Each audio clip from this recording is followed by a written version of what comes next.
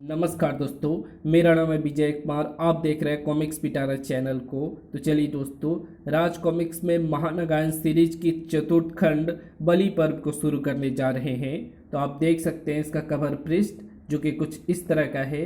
तो चलिए इसकी शानदार स्टोरी को हम शुरू करते हैं। यहाँ पर देख सकते हैं इससे पहले कि जो भी कॉमिक्स हैं उसका यहाँ पर संक्षिप्त में पूर्व सार दिया गया है, तो आप इसे वीडियो पॉज कर पढ़ सकते हैं। मुझे गमन पर आधिपत्य चाहिए। उस पर कोई समझौता हुआ तो मूल क्षेत्र को मेरे साथ समझौता करना पड़ेगा। मुझे नागद्वीप सम्राट बनने के प्रस्ताव पर पुनर्विचार करना पड़ेगा। मेरा कार्य पूरे विश्व को एक सत्ता के अधीन लाना है, मूल क्षेत्र की पताका के तले। पर जब मैं मूल क्षेत्र में ही सहमति नहीं ला पा रहा हूं तो पूरे विश्व में सहमति कैसे बनाऊंगा? बेहतर है कि मैं अपनी दुनिया में वापस लौट जाऊं। अगर मुझे अपने निर्णय पर लगातार विचार विमर्श करते रहना पड़े तो मैं अन्य कार्य कैसे करूंगा? रुको रुको बेटा, सम्राट। अरे कोई तो समझाओ इसको।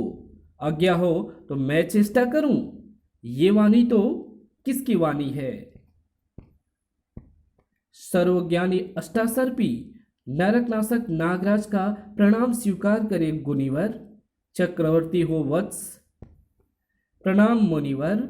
आपने अपने शिष्य को उत्तम शिक्षा दी है। इसको शिक्षा के लिए आपके पास छोड़ने का मेरा निर्णय एकदम सही था, और अब तो मुझे आपसे चक्रवर्ती बनने का आशीर्वाद भी मिल गया है। अब गमन पर आधिपत्य पाने के लिए हमला होकर ही रहेगा। शिक्षा पाना और शिक्षा का प्रयोग करना दो भिन्न कार्य है नरकनाशक। मैं तुम्हारी इस दुविधा को जानकर ही यहाँ आया हूँ। आधिपत्य का अर्थ सदैव रक्त बहाकर विजय पाना नहीं होता। तुम गमन से मित्रता करके भी उसको अपने अधीन कर सकते हो। ये रास्ता सस्ता भी है और कम समय में लक्ष्य प्राप्त कर सकने वाला भी। ये बात तो सत्य है, परंतु गमन का शासक भीष्म भैरव मेरा मित्र क्यों बनेगा? उसको मैं ऐसा क्या बहुमूल्य उपहार दे सकता हूँ जिसको पाते ही वो मेरा मित्र बन जाए? डोगा। डोगा? पर उसे तो तुम मृत्यु देकर सागर में फेंक चुकी हो।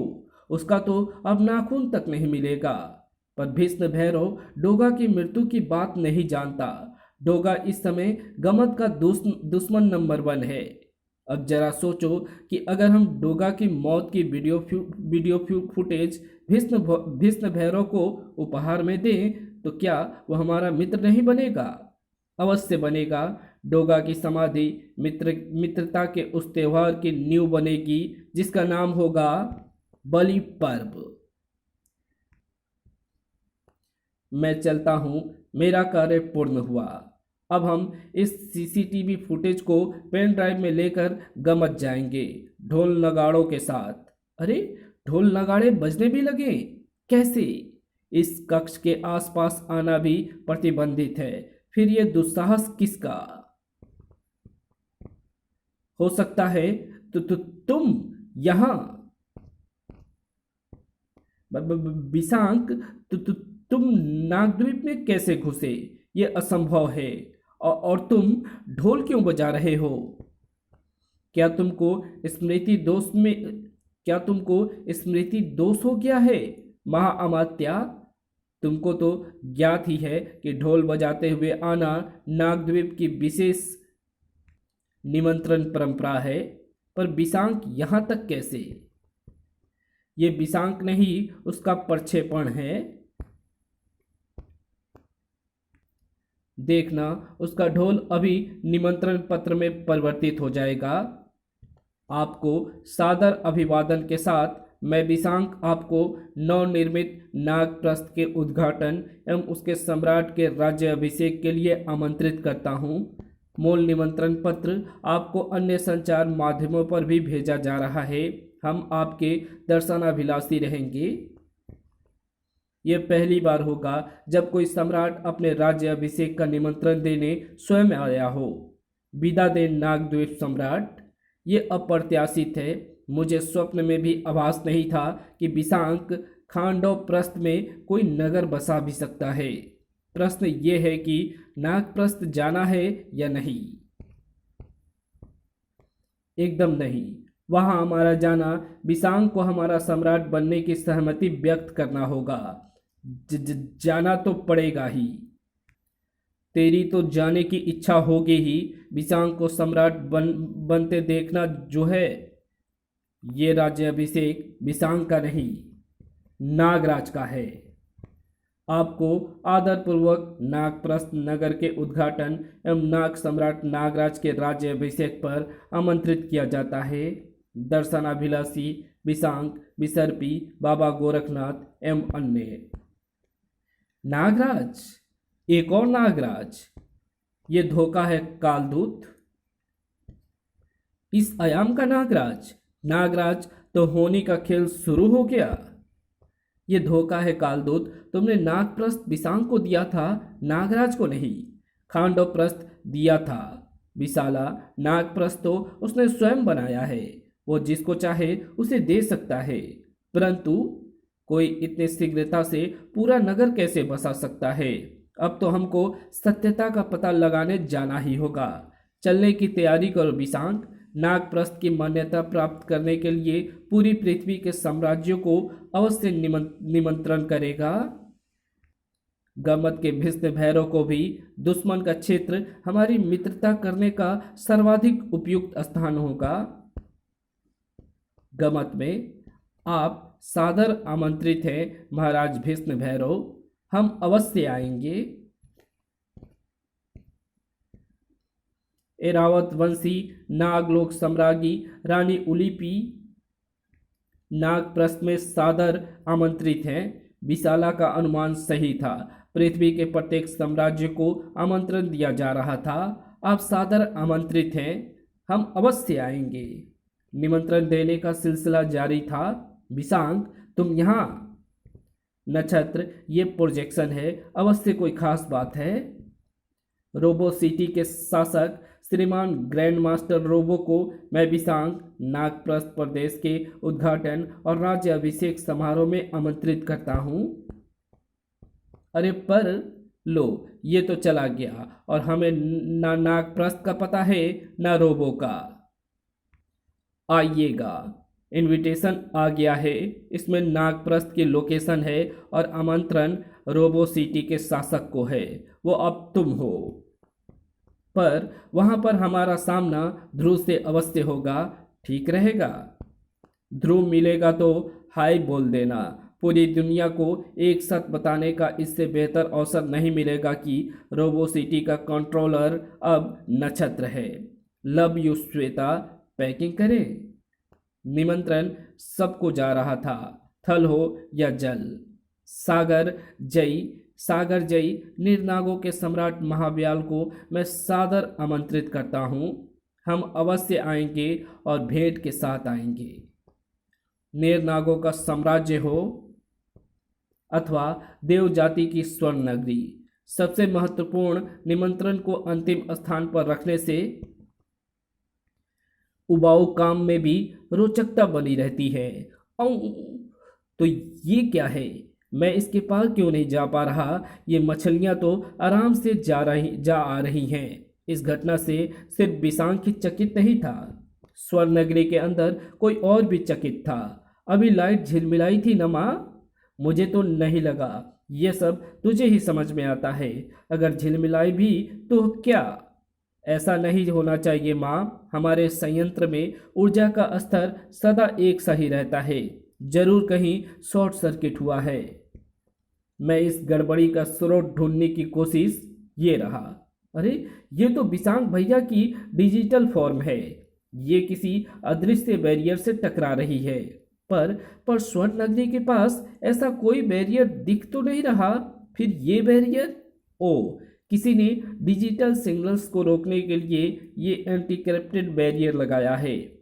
क्योंकि जैविक रूप में मछलियां इसके आर पार हो जा रही हैं, पर बिसांक भैया की डिजिटल फॉर्म पार नहीं हो पा रही है। अब मैं क्या करूं?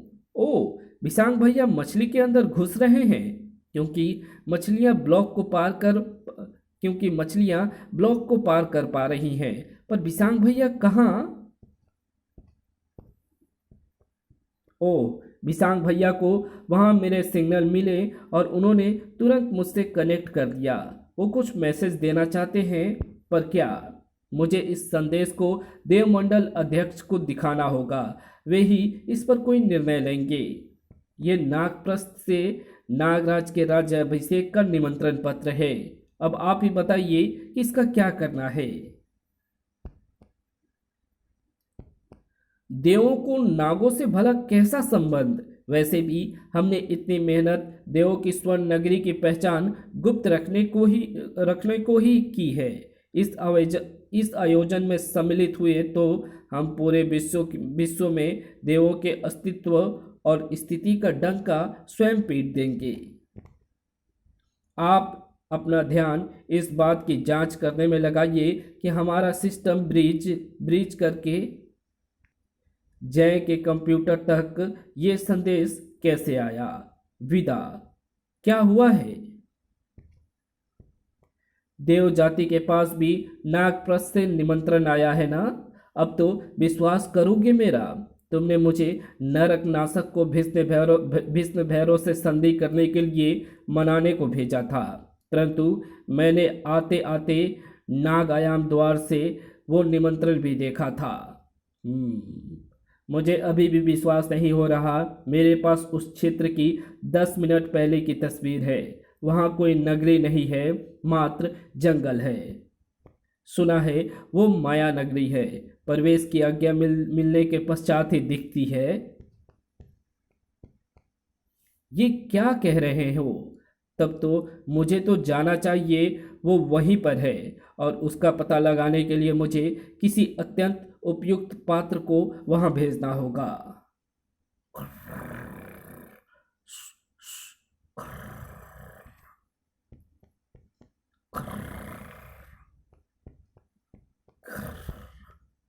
भूख एक ऐसी त्रासदी है जिससे सामना होने पर प्राणी को अपने सामने साक्षात मृत्यु खड़ी दिखाई देती है, लेकिन फिर भी प्राणी मौत के ऊपर भूख को ही चुनता है। भूख और मौत दोनों ही ऐसा जुनून देखकर घबरा कर भाग जाते हैं। भूख मिटने ही वाली थी कि तभी चीता ही मिट गया और उसका बेजान शरीर डालों से गिरकर जमीन से आ टकराया। ओह, मैं सही समय पर यहां पहुंचा। कालीबान, चिल्ला मत dear grand master, heart attack आ जाएगा। वैसे भी अपने बदन को घसीटते हुए यहां तक लाने में तुम अपने दिल पर पहले ही काफी जोर डाल चुके हो। वो मेरी ही बेटी है, मेरा एडवांस वर्जन। एक बार उससे मिलकर देखो कालीबान, फिर शायद यही बात मैं तुमसे पूछूंगा। मैं ज़्यादा बात नहीं कर सकता। तुमने जैसा कहा था मैंने वैसा ही किया। नक्षत्र के हाथों रोबो सिटी सौंप दी और उसको उसके पिता की कहानी भी बता दी। अब मैं इस शरीर को और ढो नहीं सकता। अब तुम अपने वादे के मुताबिक मेरी पूरी मेमोरी को मेरे प्रोडक्ट रोबो के करप्ट ब्रेन में अपनी अद्भुत टेक्नोलॉजी का इस्तेमाल करके ट्रांसफ़र कर दो। देखो, अब तो प्रोडक्ट रोबो के अस्तित्व पर भी खतरा मंडराने लगा है। मैं तो समझ रहा था कि तुम मजाक कर रहे हो, कि तुम्हारी ही बेटी ने तुम्हारे साथ ऐसा किया है। इतनी आगे की मत सोचो रोबो। प्रोडक्ट रोबो को मैं अदृश्य किरण कवच में सुरक्षित कर दूंगा। फिलहाल तो तुम्हारी बेटी के कहर को रिपेयर करना है, ताकि तुम अपने पैरों पर खड़ा हो सको और मेरा वो काम कर सको जो सिर्फ तुम कर सकते हो, क्योंकि तुम्हारे पास एक्सरे और अल्ट्रावायलेट रे वाली लेजर लाइट है। अब क्या चाहते हो मुझसे? बताता हूँ, ध्यान से सुनो। रोबो कालीवान की बातें ध्यान से सुनता चला गया और फिर, समझ गए ना, ये काम कर दो, फिर रोबो प्रोडक्ट का शरीर तुम्हारा। और उसके साथ तुम्हारी रोबो सिटी का वो सिस्टम ओवरराइट कोड भी जो मेरे पास गुप्त रूप से सुरक्षित है, रोबो सिटी में तुम्हें वापस मिल जाएगी। अब जाओ, तुमको आवश्यक वस्तुएं भिजवा दी जाएंगी। ये आखिरी ब्लैकमेल है कालीवान। इसके बाद रोबो का धैर्य परखने की गलती मत करना। मेरे अनंत काल के जीवन में पहली बार मुझे उद्विग्नता हो रही है। कुछ ऐसा हो रहा है जिसका मुझे भी भान नहीं है, और ऐसी परिस्थितियां मुझे अच्छी नहीं लगती। उसका कोई सुराग मिला? नहीं। मैंने पूरी पृथ्वी के हर मानस को छान लिया है 3 बार, परंतु उसका मानस कहीं नहीं है। ऐसा लगता है जैसे वो इस पृथ्वी पर ही नहीं है, परंतु ये असंभव है। असंभव क्यों?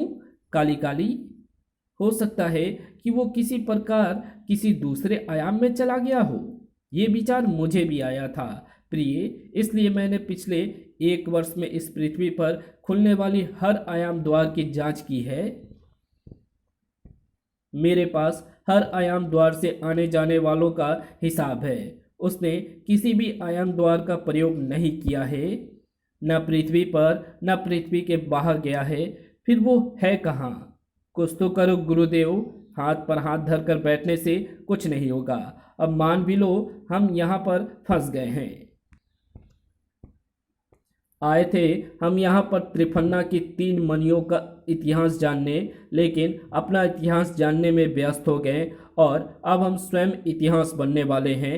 वैसे तुम्हारा इतिहास तो मुझे अभी तक नहीं पता। तो या तो शांत रह या हास की बात कर। इतिहास की बातें तुमसे मेल नहीं खाती। अब शांत रह और मुझे सोचने दे। एक बात बताओगे गुरुदेव? अब तू पूछ ही ले, मैं उसके बाद ही कुछ सोचूंगा। मुझे तो तक्षक राज पिताजी की मृत्यु के बाद महल में ले गया था। फिर सुमेर सिंह को मैं पहले ही महल में कैसे दिख गया? तेरा दिमाग तो चलने लगा है रे। ये तो मैंने भी नहीं सोचा। यानी तुम्हारे पिता अपने पुत्र तक्षकराज की अनुपस्थिति में तुमको महल में लाते रहे थे, और जब तुमने सुमेर सिंह के सामने पिताजी बोल दिया तो उनको सुमेर सिंह की ये बात बतानी पड़ी। पर वे मुझे महल में क्यों लाते थे? तक्षकराज प्रथम स्वयं तो ऐसा कतई नहीं करता। अवश्य तुम्हारी माँ ने ऐसा करने के लिए उस पर दबाव डाला होगा। तुम अल्पायु पैदा हुए थे, शायद इसलिए तुम्हारी माँ तुम्हारे जरिए अपना काम शीघ्र करवा लेना चाहती थी। कैसा काम? उस आयु में मैं भला किस योग्य था गुरुदेव? किसी योग्य तो तुम इस आयु में भी नहीं हो। तुम्हारी योग्यता मात्र एक है, तक्षकराज प्रथम का पुत्र होना। और तक्षकराज प्रथम के पुत्र होने की एकमात्र योग्यता खजाने पर अधिकार होना है। एक पल रुको, खजाने पर अधिकार की योग्यता? कहीं इसलिए तो तुझे जन्म नहीं दिया गया? यानी तेरी माँ वो जो भी थी उसको भी त्रिफन्ना की वो 3 मणियाँ चाहिए थी। देवकाल जयी के रहते वे मणियाँ उसको अनंत काल तक नहीं मिलती, परंतु तक्षकराज से एक पुत्र पैदा करके वो उसे प्राप्त कर सकती थी। इसलिए मैं इतना षड्यंत्रकारी हूँ, क्योंकि मेरा जन्म ही षड्यंत्र से हुआ है। पर कौन थी मेरी माँ, और मणियाँ हासिल करके वो क्या करना चाहती थी?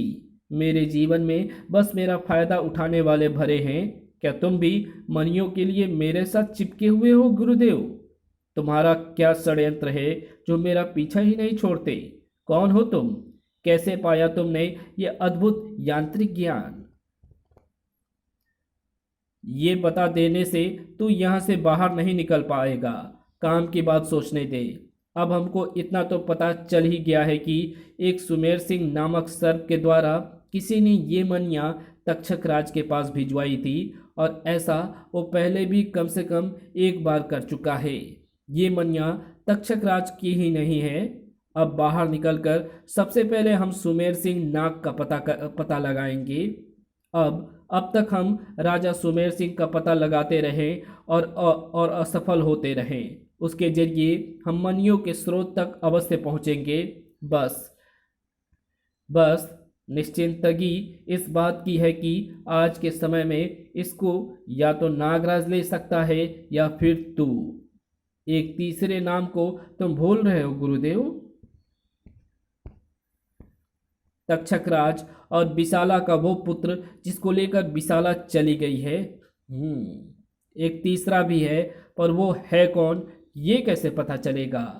ये लीजिए नरकनाशक, इसमें डोगा की जीवन की आखिरी घड़ियां अंकित है।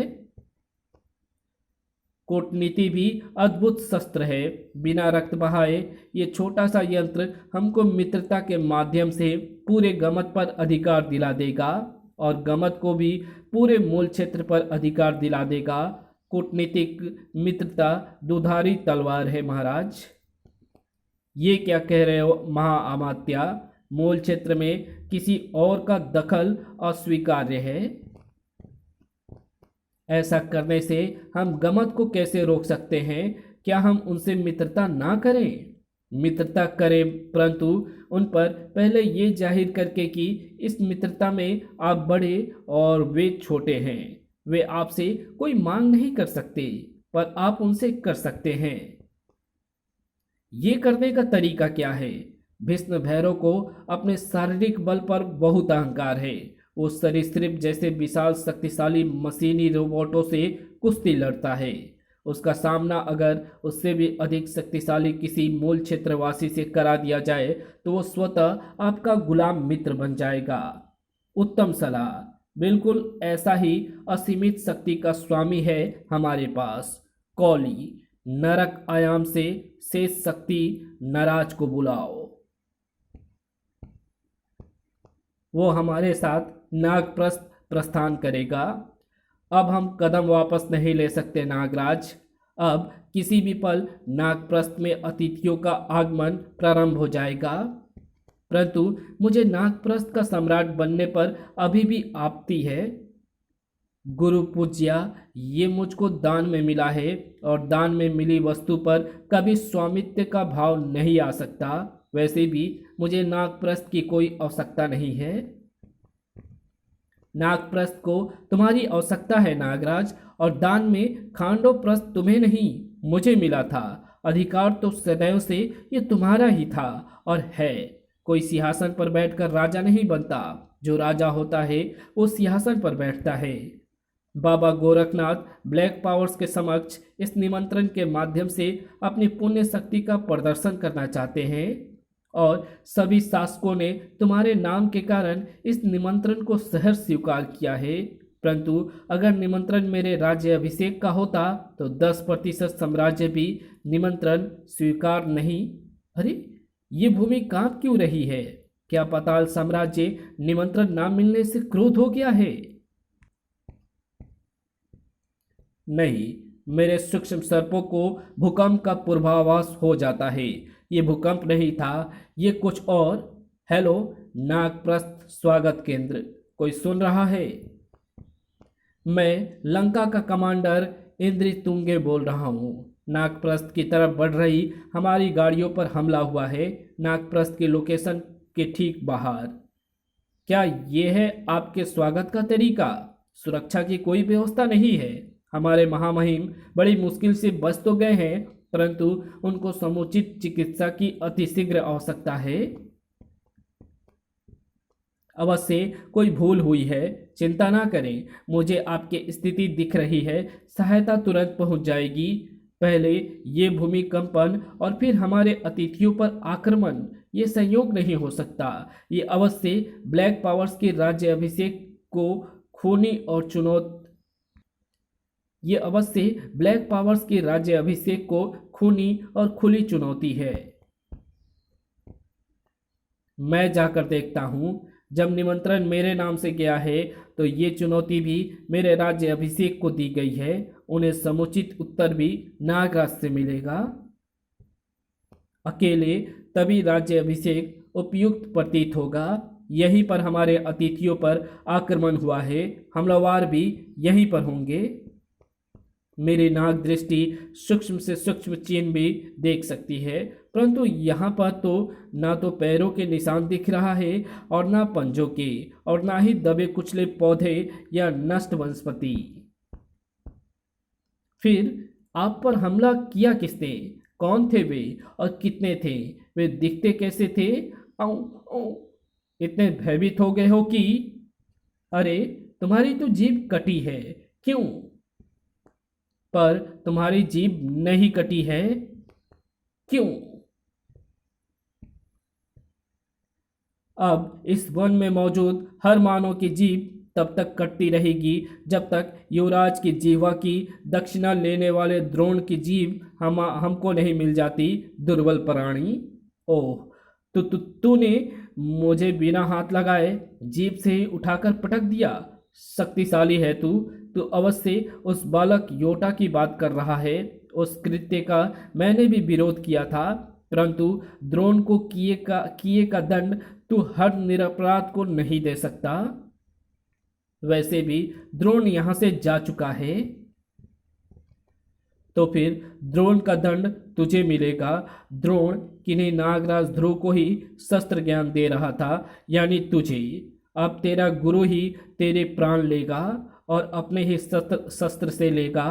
रोबोल्फ। द्रोण के रोबोट भेड़िए रोबोल्फ, ये तो वही हैं जो उस बच्चे योटा के साथ जंगल में लुप्त हो गए थे। पर इनसे निपटना आसान नहीं होगा, क्योंकि इस बार ये दिव्यास्त्रों की परीक्षा नहीं है। यहाँ पर दिव्यास्त्रों के प्रयोग से नागप्रस्थ को भी क्षति पहुंच सकती है। ये संख्या में बहुत अधिक है और इनके काटने पर मेरा विष इनको गला भी नहीं पाएगा। इनको रोकने का एक ही तरीका है और वो है ब्रिकाल। इनको वापस जाने का आदेश दे, वरना मैं तेरी जुबान काटूंगा नहीं, उसे हमेशा के लिए खामोश कर दूंगा। कोशिश कर ले नागराज, क्योंकि अब ना मैं रुकूंगा और ना ये रोबोल्फ। रोबोल्फ हमला। उस रोबोल्फ की छलांग सही थी, लेकिन जो सिर उसका लक्ष्य था वो कणों में बदल चुका था, और जो सिर उसके लक्ष्य के स्थान पर आ गया था वो गलत था। बेचारा ब्रिकाल अपनी मौत को स्वयं भुला बैठा। बेचारा ब्रिकाल अपनी मौत को स्वयं भुला बैठा। पर मेरा विचार सही निकला। इसके शांत होते ही सारे रोबोल्फ भी जड़ हो गए। ब्रिकाल में धरती को कंपाने जितनी शक्ति नहीं थी। फिर वो वाला खतरा कौन है जो पूरे नागप्रस्थ को हिला दे? हे भेड़िया देवता, मदद! ये तो भेड़िया है। इससे मैं ज्यादा तो नहीं मिला, पर इतने दिनों बाद भी इसको मैं स्पष्ट पहचान रहा हूँ, खासतौर से इसकी दैवीय गद्दा को। इसमें है वो शक्ति जो भूमि को भी थर्रा दे, यानी वो बालक योटा अवश्य इसका पुत्र भेड़ाक्ष होगा। खैर, भेड़िया को समझाना इतना मुश्किल नहीं होगा, क्योंकि जैसे मैं इसको पहचान गया हूँ, वैसे ये भी पास आने पर मुझे पहचान। तू अभी तक बोल रहा है, यानी तेरी जीभ सलामत है। पर योटा की जीभ काटने वालों को या तो जीभ रखने का अधिकार होगा या प्राण रखने का। धम।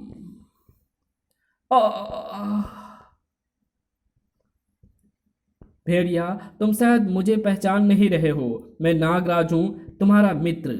ये सब एक गलतफहमी। तू जीवित है और अभी भी बोल रहा है।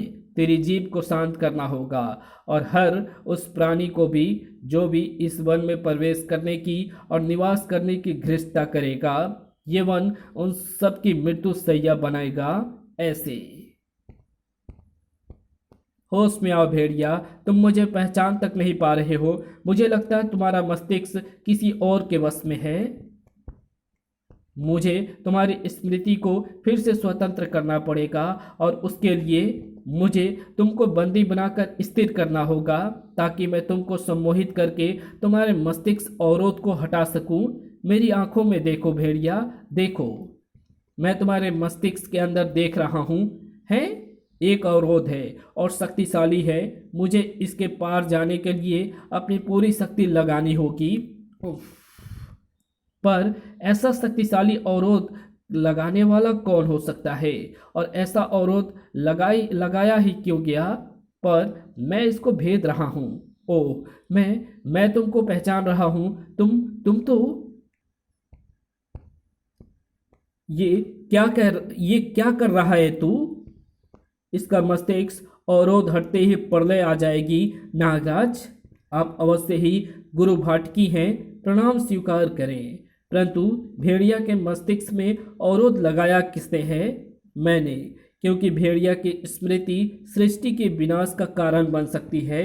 हमने बुल्फानों की पुनः स्थापना के लिए जो वर्षों तक तपस्या की है वो एक पल में धूल में मिल सकती है। अर्थात भेड़िया का मस्तिष्क और उसके क्रियाकलाप आपके नियंत्रण में है।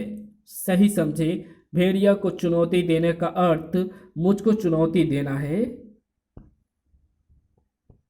अब या तो इस वन को तुम स्वयं मानव रहित कर दो, अन्यथा मुझे ये काम भेड़िया से करवाना पड़ेगा। जहां मानव रहेंगे वे वहां वन को नहीं रहने देंगे। ऐसा मैंने पहले भी सुना है बचपन में प्रोफेसर नागमणि से, जिसने मेरे मस्तिष्क पर कब्जा जमाया हुआ था। मैं किसी और का ये हाल नहीं होने दूंगा। भेड़िया, इसको जीवन से मुक्त कर दो। नागराज और महाबलशाली भेड़िया दो पर्वतों की तरह आपस में टकरा उठे। थर्रा उठी। वृक्ष अपना आधार खोकर हवा में उड़ने लगे। प्रलय का दृश्य उपस्थित होने लगा और तभी वो आवाज गूंजी, रुक जाओ। अपने राज्य अभिषेक से पहले ही अपने राज्य का विनाश करने पर ही क्यों आमदा हो नागराज? इस शुभ घड़ी में ऐसा विघ्न अनुचित है। गोरखनाथ, क्या ये तुम हो? भाटकी, तुम? ये क्या रूप बना रखा है तुमने? तुम तो सृष्टिकर्ता पद्धति के उपासक रहे हो और तुम सृष्टि पालन प्रणाली के साधक रहे हो। मेरा ऐसा रूप मेरी भेड़िया जगत की सृष्टि वुल्फानों के साथ एकाकार होने के कारण है, पर तुम सृष्टि पालन साधन में सिद्धस्थ हो गए हो लगते हो। मुझे तुम्हारी आवश्यकता पड़ेगी। जब तुम चाहोगे मैं उपस्थित हो जाऊंगा, पर तुम अपनी सृष्टि के बाहर क्यों भटक रहे हो? बोलकर नहीं बता सकता गोरखनाथ। ये विवरण मैं तुम्हारी स्मृति में बाद में प्रेषित कर दूंगा। अभी मुझे योटा के साथ जाना होगा। मेरे आने तक तुम भेड़िया को अपने साथ रखो, बस इसके मस्तिष्क से छेड़छाड़ मत करना। भेड़िया, तुम मेरे अगले संदेश तक गोरखनाथ और नागराज के साथ ही रहना। ये तीसरे उत्तराधिकारी का नाम लेकर तूने मुझे टेंशन में डाल दिया है। अब तो हमको यहाँ से शीघ्र अतिशीघ्र बाहर निकलना ही पड़ेगा। कहीं वो तीसरा भी तो मनियों के पीछे नहीं पड़ा हुआ है। हर किसी के पास हमारे जितना षड्यंत्र रचने का समय नहीं होता गुरुदेव। पर मुझे ये सुरसुरी क्यों हो रही है? सुरसुरी तो मेरी त्वचा पर भी हो रही है, परंतु ये तो, अरे तेरा लबादा उड़ कैसे रहा है नागपासा? हवा से गुरुदेव। हवा चलेगी तो लबादा उड़ेगा ही ना। कभी कभी मुझे शक होता है कि मूर्ख मैं हूं या आप।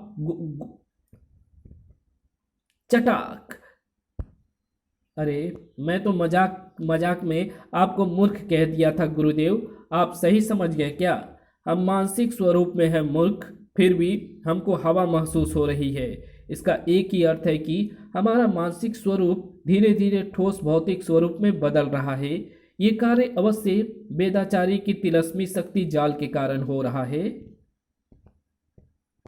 ये उस अनजान शक्ति के कारण भी हो सकता है जिसने हमको समय धारा में भी देख लिया था। संभव है, पर हम ऐसे बदलते रहें तो हमारा इस यांत्रिक तक्षक नगर से निकलना असंभव हो जाएगा। हम अनंत काल के लिए यहाँ बंदी बनकर रह जाएंगे। अनंत काल तो मेरा होगा ना गुरुदेव, क्योंकि मैं अमर हूँ। तुम तो मरकर इस जंजाल से निकल जाओगे। मुंह अच्छा नहीं है, पर बातें तो अच्छी किया कर। ऐसी स्थिति की तैयारी मैंने पहले से कर रखी है। भविष्य का एक मॉडल मैंने पहले ही इस तक्षक नगर मॉडल में रखवा लिया था। इसके जरिए हम भविष्य तक से संपर्क करके यहाँ से तुरंत बाहर निकल जाएंगे। अब चलो, हमें उसे स्थान पर पहुंचकर यहाँ से शीघ्र अतिशीघ्र बाहर निकल जाना है। एक बात बोलो गुरुदेव, जो कहना है कह, मुंह चला पर पैर भी चलाता रह। आपको उस तीसरे उत्तराधिकारी के कारण मनियों की चिंता बढ़ गई है ना? अब वेदाचार्य की कृपा से हमारा रूप ठोस हो रहा है, यानी हम इस नगर में उन मनियों को उठाकर उनको तक्षक नगर में किसी ऐसे गुप्त जगह पर छुपा सकते हैं जिसका पता सदियों बाद भी सिर्फ हम ही लोग जाने। फिर वो तीसरा उत्तराधिकारी उनको कभी ढूंढ ही नहीं पाएगा। पिछले कुछ समय में तू लगातार समझदारी की बातें कर रहा है। कैसे? तेरा प्लान A1 है, रिस्क है, पर यह खतरा सहर्ष मोल लिया जा सकता है क्योंकि इसका इनाम बहुत बड़ा है। सम्मानित अतिथि आने शुरू हो गए हैं। बिसांक, आप श्रीलंका के राष्ट्राध्यक्ष हैं। इनको अतिथि भवन से पहले सुसूत्रालय में ले जाना होगा। अवश्य, परंतु इनको चोट पहुंचाई किसने? इन्होंने। परंतु इनको आमंत्रित किसने किया? ये किनके अतिथि हैं? मेरे। ये भेड़िया जगत बुल्फानों के सम्राट हैं। भेड़िया, स्वागत है मित्र। मैंने तुमको आखिरी बार कोबी और भेड़िया के विभक्त रूपों में देखा था, इसलिए मैं तुमको पहचान नहीं पाया। इससे तो मिलते ही रहोगे। अभी सम्मानीय अतिथि पर ध्यान दो। शायद तुमने भी मुझको नहीं पहचाना। मैं नागद्वीप का युवराज बिसांक हूँ, पर तुमने। अतिथियों का तांता लगना शुरू हो गया था और उनके स्वागत का भी। आतिथ्य स्वीकारने के लिए धन्यवाद नाग सम्राज्ञी देवी उलूपी। चलिए, मैं आपको आपके भवन तक ले चलता हूँ। इतनी सीढ़ियाँ मात्र विश्राम भवन तक जाने के लिए। आप लोग पहले थका कर फिर विश्राम कराते हैं क्या? नहीं देवी, आपको पहली सीढ़ी पर चढ़ उस वाली सीढ़ी को मात्र देखना है जहां आप पहुंचना चाहती हैं और आप वहां तुरंत पहुंच जाएंगी। वाह, अद्भुत है तुम्हारा नागप्रस्थ। हमें अति प्रसन्नता है गमत के सम्राट ने नागप्रस्थ का निमंत्रण स्वीकार किया है। आपका स्वागत है। धन्यवाद। परंतु ये कैसा आश्चर्य है, हमें जंगल के बीच में समुद्र नजर आ रहा है और उस समुद्र के बीच में स्थित द्वीप पर एक आलीशान महल है। वो आपके ही ठहरने का स्थान है सम्राट। अद्भुत, परंतु वहां तक जाने के लिए कोई जलयान नहीं दिख रहा। ये समुद्र भी आभासी है। ये जल नहीं है, जल का आभास देने वाला थल है, भूमि है। और ये महल की दूरी भी आभासी है। महल आपसे मात्र 200 कदमों की दूरी पर है। ये चमत्कार तो हमारा यांत्रिक कौशल भी नहीं कर सकता। ये तो चकित करने वाला। सम्राट, मूल क्षेत्र से संदेश आ गया है। उसके नए शासक भी यहाँ पर आ रहे हैं और यहीं पर आपसे द्विपक्षीय मीटिंग करना चाहते हैं। हम मीटिंग अवश्य करेंगे। वे अगर हमारे साथ आना चाह रहे हैं तो उनका स्वागत है। उनके अलावा मेरी मीटिंग रोबो सिटी के ग्रैंड मास्टर रोबो से भी फिक्स करो। हम उनको भी अपने खेमे में लेना चाहते हैं। हमारे सूत्रों के अनुसार रोबो सिटी से कोई और ही आ रहा है। उनका इस प्रस्ताव पर क्या रुख होगा ये हमको नहीं पता। हाय ध्रुव, ग्रैंड मास्टर रोबो के प्राइवेट जेट में तुम दोनों यहाँ कैसे? नक्षत्र और श्वेता, रोबो कहाँ है? निमंत्रण तो रोबो को ही गया था ना? निमंत्रण रोबो सिटी के मुखिया को गया था और वो अब मैं हूँ। रोबो ने मुझे रोबो सिटी का चीफ बनाकर वानप्रस्थ ले लिया है। क्या? असंभव। इसके पीछे रोबो की अवश्य ही कोई चाल होगी। वो एक दिन वापस आएगा और तुमसे। सच्चाई यही है भैया कि जिस रोबो को तुम झुकाने की कोशिश करते रहे, वो खुद नक्षत्र के आगे एक ही बार में झुक गया। और हाँ, थैंक्स टू नताशा भाभी, जिसने उसकी बैटरी को डिस्ट्रॉय करके उसको स्लो डेथ दे दी है। फिर भी सतर्क रहो, रोबो चाहे रिटायर हो गया हो, लेकिन उसका दूसरा रूप प्रोडक्ट अभी भी कहीं मौजूद है। खैर, समारोह में अभी समय है, तुम दोनों अपने अतिथि निवास में जाकर थोड़ा रेस्ट कर लो। आपका स्वागत है संयुक्त राष्ट्र प्रतिनिधि रॉब जुगारेग। यहाँ आकर खुशी हुई। सभी मानकों की जांच सही रही तो नागप्रस्थ को विश्व के 196वें देश की मान्यता मिल जाएगी। आप जो चाहें देख सकते हैं श्रीमान, आपको हमारा पूर्ण सहयोग मिलेगा। नागप्रस्थ में आपका स्वागत है सप्त समुद्रपति महाब्याल। सागर आपका भी निवास है। देव धनंजय, स्वर्ण नगरी से और कोई भी आया है क्या? अभी तक तो नहीं, परंतु सुना है आप कोई विशेष भेंट लाने वाले थे, वो किधर है? लाया हूँ, राज्य अभिषेक के समय ही सम्राट नागराज को भेंट दूंगा। पर नागराज है कहाँ? वो मूल क्षेत्र के प्रतिनिधि मंडल की अगवानी कर रहा है। आपके निमंत्रण के लिए धन्यवाद महामना गोरखनाथ जी। ये बताता है कि मूल क्षेत्र और नागप्रस्थ एक ही सिक्के के वैसे ही दो पहलू हैं, जैसे कि हमारे और आपके शासक नागराज और नरकनाशक नागराज। सब महात्मा कालदूत की कृपा है। सत्य है, बस नागराज पर भाग्य और विशांग की अतिरिक्त कृपा है। हम समारोह के लिए उत्सुक हैं। आप ही समारोह के मुख्य अतिथि हैं नागद्वीप सम्राट। तनिक विश्राम कर लीजिए, आगे अवसर मिले ना मिले, पहले श्रम तो कर लें, फिर सभी के साथ विश्राम करेंगे। हमारा नया नेतृत्व आपसे संधि वार्ता करना चाहते हैं माननीय भीष्म भैरव जी। संधि से शांति और छल दोनों का ही विस्तार होता है। संधि के लिए तुमको अपने उस ऑपरेटिव को हमें सौंपना पड़ेगा जो हमारे गुप्त रहस्य लेकर गया है। वो हमारा नहीं, मूल क्षेत्र के पूर्व संयोजकों का एजेंट था और तुम्हारा सीक्रेट सुरक्षित है। यह हम कैसे माने? क्योंकि मुर्दे बोल नहीं पाते। हम संतुष्ट हुए। हम मूल क्षेत्र को गमत साम्राज्य का एक अटूट हिस्सा बनने का प्रस्ताव देते हैं। मूल क्षेत्र पूरे संसार में अपनी गतिविधि चलाता है। ऐसे में अगर गमत मूल क्षेत्र के ध्वज तले आएगा तो गमत की भी शक्ति बढ़ेगी और हमारी भी। अच्छा हास्य था, बहुत दिनों बाद इतना खुलकर हंसा हूं मैं। तो चलो हम तुमको थोड़ा सा और खोल देते हैं। इतना घातकवाद कौन है रे तू? नाराज, तुझे चुनौती देने का मुझे सालों से इंतजार था। तुझे ललकारने के लिए मैं गमत में प्रवेश नहीं कर पाया, इसलिए मैं तेरे गमत से बाहर आने की प्रतीक्षा कर रहा था। बहुत दिनों बाद किसी के लहू से नहाने का अवसर मिलेगा, वरना इतने दिनों से तो मुझे मशीन तेल से तर होना पड़ रहा था। तुम बस, लगता है भीष्म भैरव की जगह तुमको अपने ट्रम्प के इस इक्के को बचाना पड़ेगा। नाराज जय ऊर्जा खाता है, भीष्म भैरव इससे बच नहीं सकता। हर जीवित प्राणी इसका भोजन है सिवाय मेरी विषैली ऊर्जा खाने के प्रयास में ये विखंडित होने लगा था, तभी से ये मेरा सेवक है। तुम बस तमाशा देखती जाओ, तेरा लहू में नहाने का शौक अवश्य पूरा होगा।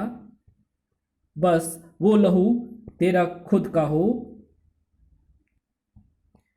इसके हर स्पर्श से मुझे दुर्बलता महसूस हो रही है। मुझे इस द्वंद्व को जल्दी खत्म करना होगा। ये भूमि कांप क्यों रही है? ये तो माया नगरी है। फिर से अभी तो कोभी भी यहीं पर, फिर कौन? ऐसा प्रतीत हो रहा है कि वार मेरा हो या इसका, हर वार के साथ मेरी शक्ति छीन हो रही है और इसकी बढ़ रही है। चिंता ना करे गमत सम्राट, आप अकेले नहीं हैं। नाराज ने आप पर नहीं, हमारी मित्रता पर वार किया है, हमारी संधि पर वार किया है। और इसका परिणाम इसको भुगतना पड़ेगा। आप इसके रक्त से अवश्य स्नान करेंगे। शाबाश नरकनाशक, तुम्हारा प्लान परफेक्ट जा रहा है। भीष्म भैरव अब तुम्हारा जूनियर बनकर ही रहेगा, क्योंकि इस संधि की वेदी पर अब उसके विनाशक नारज की बलि चढ़ेगी। ये क्या हो रहा है? नरकनाशक नाराज ने तुम पर वार करने की हिम्मत कैसे की? फाड़ दो इसको। कुछ गलत हुआ है कौली। भीष्म भैरव के अंदर कुछ अलग प्रकार की ऊर्जा है और वो जय ऊर्जा पाकर ये मेरी विषैली ऊर्जा का सीमित प्रतिरोध कर पा रहा है। इसकी भूख ने इसको पागल भी कर दिया है और उच्छृंखल भी। इसको फाड़ तो दूंगा, पर इसमें समय लगेगा और उस समय में कहीं यही मुझे ना फाड़ दे। ये भी तो कोई आमंत्रित अतिथि है क्या? नहीं, पर ये इस रक्षित नागप्रस्थ में घुसा कैसे? मैं देखता हूँ इसे। रुको देव धनंजय, इस प्राणी में प्रत्यक्ष रूप से अपार शारीरिक बल है। इसको हम में से कोई नहीं रोक पाएगा। तो फिर क्या, हम बस तमाशा देखते रहें? हम तमाशा ही देखेंगे। जाओ मित्र, राज्याभिषेक का मुहूर्त तय है, उसमें देर नहीं कर सकते। इन लोगों को नराज की शक्ति के बारे में कुछ नहीं पता। इसका हाल भी नरकनाशक और भीष्म भैरव की तरह ही होगा। इसकी आत्मघात ही इच्छा अवश्य पूरी होगी। इसमें तो गजब का आत्मविश्वास है। कौन है ये महाशक्तिशाली? हमारी भेंट डोगा। स्वयं पहचाने, यही है नागप्रस्थ को। पर बाबा गोरखनाथ के अनुसार तो उनके पास मूल क्षेत्र के माध्यम से डोगा की मृत्यु की सूचना आई थी, पर कोई डिटेल नहीं थी। फिर ये आपके पास? संयोग था। हमको अपने समुद्र में एकाएक बड़ी संख्या में मछलियां मृत मिलने लगी। उनका पीछा करते हुए जब हम इस आपदा के स्रोत तक पहुंचे तो वो एक मानव आकृति निकली जो गहरे समुद्र में तैर रही थी। इसके अंदर कोई अनजान परंतु भीषण विष था, यानी डोगा की मौत, हत्या थी, और वो भी अनजान विष से। किसका विष था वो पता नहीं चला, पर उस विष की जांच के लिए ही मेरे सेवक इसे मेरे पास ले आए। विष के कारण इसकी सांस बंद हो चुकी थी, इसलिए फेफड़ों में पानी नहीं भरा और ये मृत परंतु सुरक्षित मेरे पास तक आ गया था। मेरे नागवैद्य ने इसके शरीर में नीरनाग विष से बनी विष काट खीर प्रविष्ट कराई, परंतु इसमें जीवन के लक्षण प्रकट नहीं हुए। समय बीतता चला गया, ये मृत रहा। हमने अनुचरों को इसको सतह पर छोड़ने को कहा ताकि इसकी उचित अंत्येष्टि हो सके, पर तभी समुद्र तल कांप उठा। निकट के एक जलगत ज्वालामुखी में विस्फोट हुआ था। पूरा जल गंधक तत्वों से भर गया, पर असली खतरा ये विशाल शिलाखंड थे जो धमाके के कारण तीव्र गति से नीरनाग नगर की तरफ बढ़ रहे थे। कुछ ही पलों बाद विशाल नीरनाग नगर समुद्र तल के साथ एकाकार हो जाने वाला था। ना बचने का रास्ता था और ना हमारे पास मौत की उन शिलाओं को रोकने के लिए आयुध उठाने तक का समय था। वैसे भी मरने वाले मौत को चुनौती नहीं दे सकते। मौत से किसी को मौत ही बचा सकती है, जिंदा मौत। वो विस्काट खीर का प्रभाव था या ज्वालामुखी गंधक के रहस्यमय मिश्रण का। पर डोगा पुनर्जीवित हो गया था। प्राण मात्र उसके नहीं, हम सबके बचे थे। उस विकराल शिला को चूर चूर करने वाले के शरीर के अंदर 1000 वेलों का बल होना चाहिए था, और अब वो डोगा के अंदर था। जिसने भी डोगा की मौत चाही उसने डोगा का भला कर दिया। हरक्यूलिस से भीम बना दिया उसे। हमको यहाँ से नहीं, नागप्रस्थ से निकल लेना चाहिए। घबराओ नहीं, जरूरत पड़ी तो तुमको सुरक्षित निकाल दिया जाएगा। अभी सुनो, पर डोगा को अनजान विष देने वाला था कौन? डोगा ने हमको नागराज से मित्रता की कहानी सुनाई। ये घटना बिसांग के निमंत्रण लाने के एक दिन पूर्व की है और उस दुश्मन का नाम नहीं बता पाया क्योंकि उस बीस ने डोगा की तत्कालीन मेमोरी को नष्ट कर दिया था। उसे उसके पहले की सारी बातें याद है, परंतु हमला होना उसे याद नहीं है। ओह थैंक गॉड, पर उसे दुश्मन को तो डोगा याद होगा। नागराज के राज्य अभिषेक के बाद पहला काम यही होगा। अरे इसका शरीर वाष्पित क्यों हो रहा है? आपसे क्षमा चाहता हूँ मित्र भीष्म भैरव, आपके अपराधी को हमारे द्वारा मारे जाने का दावा भ्रामक निकला। अब हम आपके समक्ष कोई शर्त नहीं रख सकते, पर हमें तुम्हारी शर्तें स्वीकार है नरकनाशक। तुमने हमारे लिए अपने प्राण दांव पर लगा दिए, ये बात हम कभी नहीं भूलेंगे। आज से गमत मूल क्षेत्र का मित्र देश है। हमारे समूह में आपका हार्दिक स्वागत है गमत सम्राट। मुझे तो लगा कि पेन ड्राइव गलत साबित होने के बाद मामला खत्म हो गया है, पर वो पेन ड्राइव है कहाँ पता नहीं। मुझे लगता है कि वो या तो मीटिंग रूम में गिर गई है या इस पूरे धूमधाम में नष्ट हो गई है। खैर, अब वो पेन ड्राइव किसी काम की नहीं है। बहुत सारी चीज। अरे आपको क्या हुआ माँ? कुछ नहीं, मेरा पैर मुड़ गया था, पर मैं ठीक हूँ। तुम आगे चलो, मैं आती हूँ। क्या बात है कालीवान, तुम नागप्रस्थ में ही हो ना? हाँ, पर यहाँ पर मुझसे संपर्क नहीं करो। ये बाबा गोरखनाथ, मेरे अगले निर्देश मिलने तक वही रहना और उसके बाद जैसा मैं कहूँ बिल्कुल वैसा ही करना। बाय। यहाँ से हजारों किलोमीटर दूर बैठे कालीवान को ऐसा क्या पता चल गया? कहीं कालीवान यहीं पर किसी और रूप में मौजूद तो नहीं है? बाकी नागप्रस्थ घूमना तो इतना मुश्किल नहीं था, लेकिन अभी हम 500 सीढ़ी चढ़ चुके हैं। यहाँ एस्केलेटर भी नहीं है। क्यों? क्योंकि वहां तक ना कोई जाता है ना आज तक गया है। संयुक्त राष्ट्र प्रतिनिधि श्रीमान जुगारेग, वो स्थान निषिद्ध है। किसी को पता नहीं कि उस हवा महल में क्या है या कौन है। पर क्यों नहीं जाता? बिना वहां गए और जांच किए हम नागप्रस्थ को देश का दर्जा कैसे देंगे? आपको कोई रोका नहीं जा रहा है। जा सके तो जाएं। आप 500 सीढ़ी तो क्या 500 साल भी तो चढ़ते रहेंगे तो भी इतनी ही दूर रहेंगे। और अगर हम यूं ही आगे बढ़ते रहें तो हमारा राज्य अभिषेक में शामिल हो पाना असंभव होगा। ठीक है, हम वापस चलते हैं। अभी हमको 500 सीढ़ियाँ उतरने भी। अरे ये क्या, हम तो 500 सीढ़ी ऊपर चढ़कर आए थे, ये तो सिर्फ 5 सीढ़ियाँ हैं। अगर आप 5000 सीढ़ियाँ चढ़कर भी वापस घूमते तो उतरने के लिए सिर्फ 5 ही सीढ़ियाँ मिलती। यही इस हवा महल की खासियत है, वापस जाने में समय नहीं लगता। आइए मैं आपको आपके आवास तक छोड़ दूं। हेलो यूनाइटेड नेशंस, ये पूरा नागप्रस्थ मायावी ऊर्जा से बना है, पर ये वास्तविक से भी अधिक वास्तविक लगता है। तुमने गहराई से जांच की है ना? मेरी बाईं आंख में इस दुनिया का बेस्ट लेजर स्कैनर फिट है। ये मायावी ऊर्जा की वेवलेंथ को भी एक्यूरेटली माप सकता है। मुझे पता था कि तुमको नागप्रस्थ भेजना बेकार नहीं जाएगा। अब तुम आराम से तमाशा देख।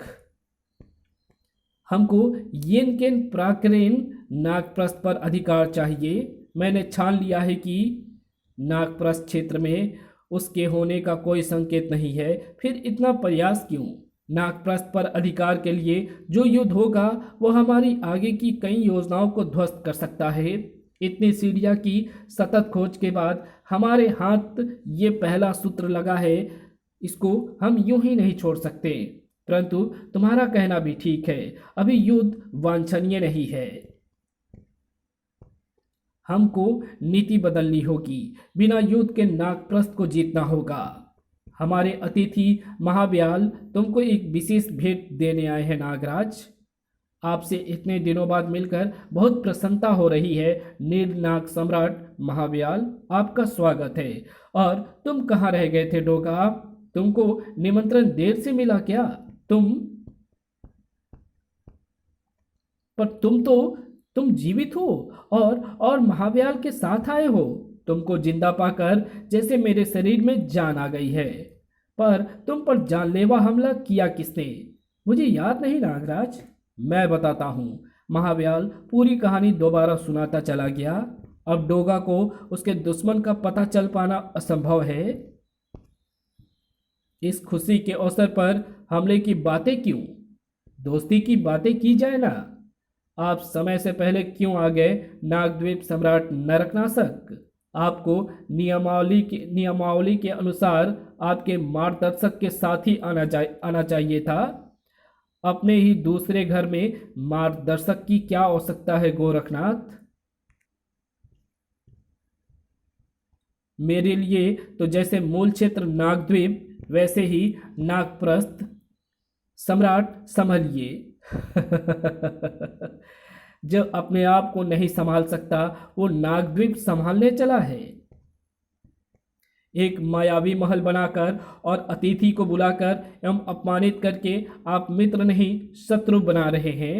हमने ऐसी अपनी स्थिति से बचने के लिए ही मार्गदर्शकों को रखा है। आपके साथ हुई दुर्घटना का हमें खेद है नरकनाशक। अगर आप मार्गदर्शक के साथ आते तो वो ऐसा नहीं होने देता, ताकि वे हमको ये बता सके कि तुम जहाँ चल रहे थे वो जल दिखने वाली भूमि है और जिस पर हम भी चल सकते हैं। नहीं ये बताने के लिए कि उस तरफ पानी ही है और आप उस पर नहीं चल सकते। गड़ब, तुम अपनी क्षमता से नहीं बल्कि भाग्य से नागद्वीप सम्राट बने हो नरकनाशक। इसलिए अपने आप को नागद्वीप का सम्राट समझने का भ्रम छोड़ दो। नागप्रस्थ तो बहुत दूर की बात है। मैं भाग्य से ही सही, पर तुम तो दुर्भाग्यवश भी नागप्रस्थ की शासक बन पाई और ना ही नागद्वीप की, और ना ही यांत्रिक माँ से पैदा हुआ तुम्हारा भाई ही कहूँ ना बिसांक। उसे ना तो माँ का दूध नसीब हुआ और ना ही नागप्रस्थ का सिंहासन। हाँ, मैं बिना किसी टकराव के नागप्रस्थ पर कब्जे में लेने की योजना सोच रही हूँ कालीवान। क्या हुआ आपको? आप पहले भी समय कम है। तुम महाअमात्य की मदद लो, वो तत्काल योजना बनाने में सिद्धस्त है। आप क्या सोच रही हो देवी विशाला? यहाँ सम्राट नरकनाशक का अपमान हो रहा है। हाँ, हमें बदला लेना होगा महाअमात्या। बिना युद्ध के नागप्रस्थ को अपने अधीन करना होगा अभी। जो आज्ञा राजमाता। अब आप बस देखती जाइए राजमाता। वाह, महाअमात्य की स्वामी भक्ति अब हमारी तरफ झुक रही है। आप भाग्यशाली हैं कि आप हमारे अतिथि हैं नरकनाशक, इसलिए आपकी जीभ अभी तक आपके पास है। तू भी भाग्यशाली हो कुमारी विसर्पी कि हम तुम्हारे नगर में हैं, वरना तुम्हारा धड़ यहाँ होता और सिर नागद्वीप में। रुको, हम यहाँ पर बैमन स्थिरतन बढ़ाने नहीं आए हैं। वैसे सबसे भाग्यशाली तो नागराज है, क्योंकि ये क्षेत्र तो महात्मा कालदूत ने बिसांग को दिया था, परंतु बिना कुछ किए राज्य अभिषेक नागराज का हो रहा है। अब अगर अलग अलग भाग्य आपस में युद्ध कर सकते तभी इसका निर्णय हो सकता था कि कौन अधिक शक्तिशाली है, यानी आप सबके अनुसार जो योग्य है। तब तो विवाद वैसे ही खत्म हो गया, क्योंकि भाग्य का मुकाबला तो ऐसे हो ही नहीं सकता। चलिए राज्य अभिषेक की प्रक्रिया पूरी करते हैं। तरीका है माननीय गोरखनाथ। पासा करता है भाग्य का निर्णय। नागद्वीप की प्राचीन परंपरा है ये। कहिए तो बिछाओ बिसात, या आप पीछे हटना चाहें तो हट सकते हैं। आप यहाँ पर नागराज के राज्य अभिषेक के लिए आए हैं, पासा फेंकने के लिए नहीं। मैं तैयार हूँ। किसी एक के मन में संदेह हो तो मैं सिंहासन की सीढ़ियाँ नहीं चढ़ूंगा। ये उकसावे की कार्यवाही है नागराज। इस जाल में मैं निर्णय ले चुका हूँ बाबा। सुना है कि भाग्य वीर का साथ देता है। आज आजमा लेते हैं। महाअमात्या, नागराज की इच्छा पूरी करो, बिसात बिछाओ। कालीवान, महाअमात्य से सहयोग लेने का तुम्हारा निर्णय सही था।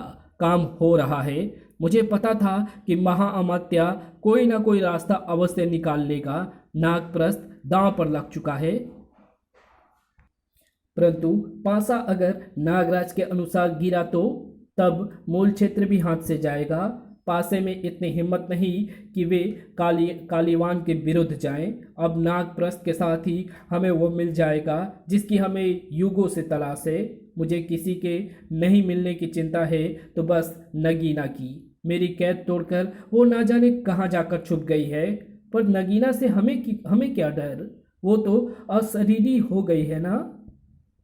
अघोर चक्र से मुझे सूचना मिली है कि नगीना ने आंशिक रूप से नागराज जैसी कई पुण्यात्माओं की शक्ति को अपने निराकार रूप में सोख लिया है।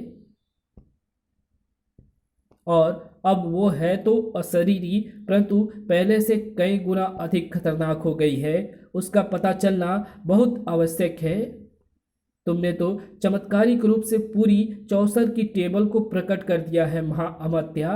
अब पासे भी ला दो। बस आए, समझिए राजमाता, ये रहे पासे। पहला दांव नागराज चलेगा।